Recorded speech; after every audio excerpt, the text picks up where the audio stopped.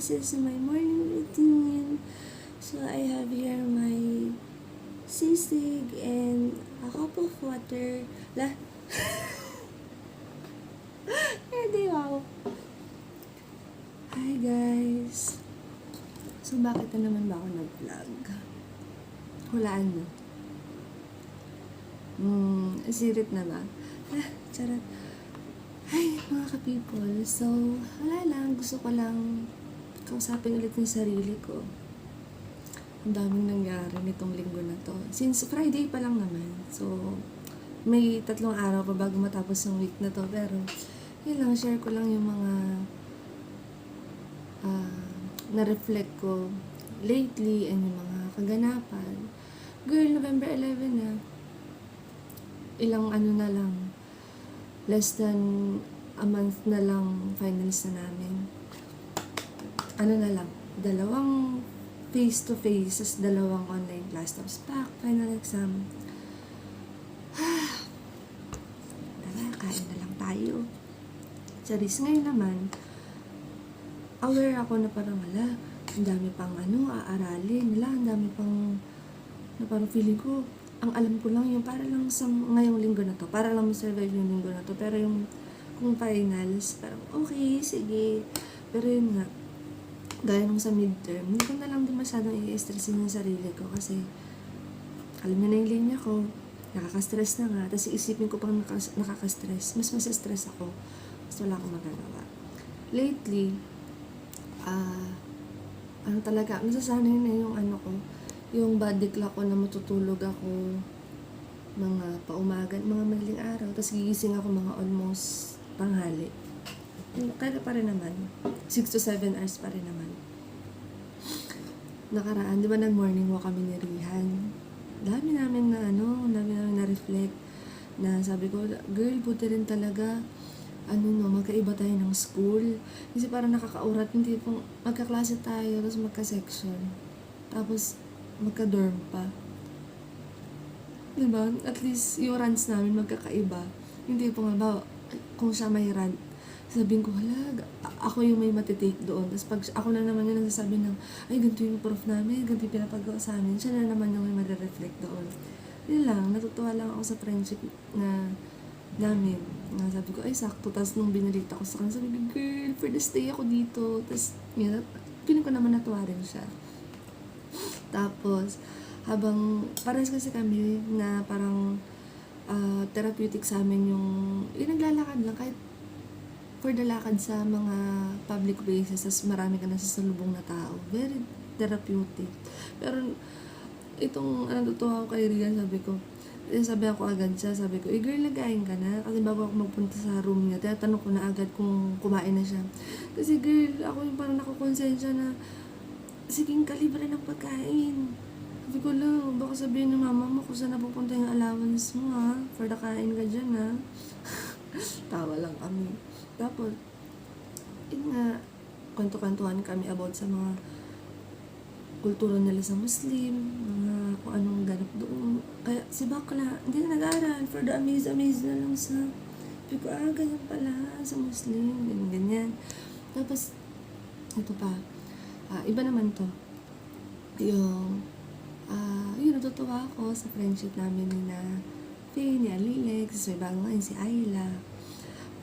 Yun lang, nakakatuwa lang na parang na kahit na habang nag-a-adjust ako dito sa law school, na kahit, aware ako na mahirap, may mga tao na binibigay sa akin sila, na sinusurround ako ng mga ganong klaseng tao para ba-balance. Diba, hindi yung puro aral ka. Ako, girl, kahit araw-araw ako nagbabasa, hindi ako yung tipong, sige, isang gabi, 30 pages.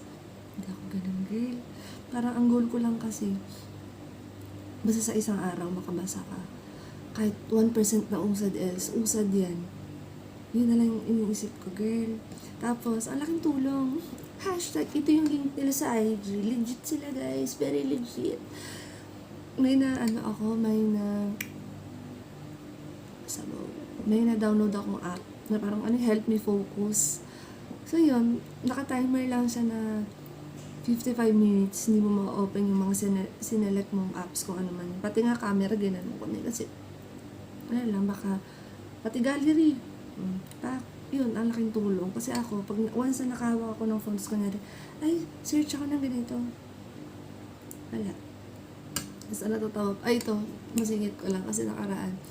Nag-try kami ni Rihan na yung Pomodoro technique. Sabi ko sa kanya, sis, hindi epektibo sa kanya ang Pomodoro. Ewan ko kung nabanggit ko sa mga previous vlogs ko, pero ito nga.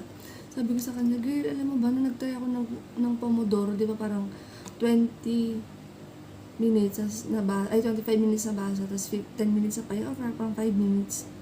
Girl, si Ella, girl, since parang, first time ko maganong-ganon. Alam mo nangyari. Hindi rin ako nakafocus sa binabasa ko.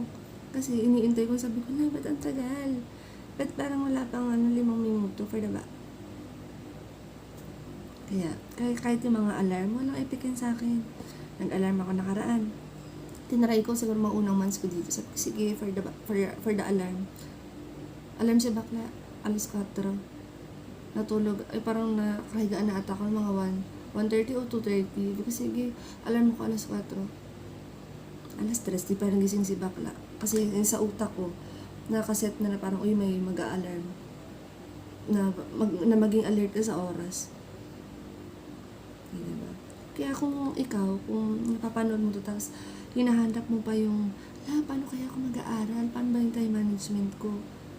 Oo, parang nakakatulong yung magsa-search ka ng mga ideas sa ibang tao. Pero kasi, maaaring hindi applicable sa'yo. Diba? And that's okay. Kaya ikaw ang maghahanap ng sarili mong way. Kasi mas kilala mo sarili mo. Nilas, kanina, natulog ata ako 5. Tapos, mga 4, nagyaya pa sina Paige tsaka Alilac sa sepak. For the top notcher, for the print na sila ng mga reviewers nila. Kasi diba, junior exam nila. Nagyaya pa sila, girl. Kain pares. For the lakad kami kanina ng madaling araw. Yun, sila din. Pares din kami na for the night walkers, for the therapeutic sa amin ng paglalakad. Yun lang. Good luck. Ako, itatry ko yung best ko para ma-survive tong final exam. Kaya yan, Els. Kaya yan. Bye-bye. Damang. Kalimutan ko yung chika. Bago ako bumaba. Kasi ang plano ko, for the basa ako. Baba, iba na yung angle ba? Basta yun na yun. Bababa sana ako, i-check ko yung mga sinampay ko. Tapos, plano ko, pag na-check ko na yung sinampay ko, hindi ko muna ipupunpon. Check ko lang kung tuyo na. Tapos, doon ako magbabasa sa lounge doon. Ano na yung nangyari? Hindi ako nakaaral. Pero okay lang. Nag-bloat ako. Kasi may dalawa akong nakakasalubong doon. Girl, hanggang ngayon nga, aalis na sila mamaya. Uwi na sila sa kanila. Hindi ko pa alam din yung pangalan. Hindi pa rin namin alam yung mga pangalan ng isa't isa. Pero for the dati, parang pag nakakasalubong na ko sila, tsaka pag nasalubong nila ako for the kaway-kaway. Tapos nagulat ako, pagpasok ko dun sa lounge, may isa kasi doon na nandun sa lounge. Nagulat ako siya, nag-approve, sabi niya, uwi na kami. Sabi ko, hala, kamusta? Nagkatapos na exam, sabi niya, upo, nung 9 at saka 10. Sabi ko, sa pharmacy lang, pharmacist. Okay, loading. Yung for the chika kami. Wala, nagulat lang ako na sabi ko, wala, in-approach nila ako, wala. Nakikipag-usap sila sa akin. Wala, alam niyo ba, kinikilig ako sa mga ganon. Hindi po, katulad ng sabi ni Rihan. Si Rihan kasi, hindi naman siya, parang, charap. Hindi siya, mabusog. Excuse. Hindi siya ganon. Parang, lang siya for the, kumbaga introvert. Tapos, natouch ako sa sinabi niya, sabi niya, parang ang pleasing daw ng personality ko, yung aura ko daw, ang welcoming, ang approachable. Sabi ko, girl, for the kilig naman ako dyan. Kasi may mga bagay daw na comfy sasabihin sa akin. Parang ako, wow, Lord, ang fulfilling naman makarinig ng gano'n. Yun kasi yung gusto ko eh. Yun yung nakakapakilig din talaga sa akin. Na parang, natutuwa kang kausap ako. Talaga ba? Ganun. Ay, wait lang. May tao. Okay. God, may kumatok. kinuha yung phone. Tapos yun na nga, dala, kinikilig na ako, sabi ko, may sensitive pala ako kausap. Tapos kanina, yung dalawang nagpa-pharma na yun, ano ko lang din sila, bago ko lang din sila nakasika ng matagal na gano'n. Tapos sila for the sila, sabi ko, ay kaya nyo yan, wag nyo na lang, kasi tapos na yung exam, wala na kayong, wala naman na kayong control doon. Ako, ano na lang, think positive na lang, pray na lang. Sabi ko, kung para sa inyo naman talaga, para sa inyo. Oo nga po yung gano'n. Sabi ko kasi, yun nga kung i-overthink ko na parang, shit, mali yung yung sagot ko sa ganito, ganyan. Wala namang mababago. Yun lang. Yun ang gusto ko isingit. Kain ako ulit. Bye-bye.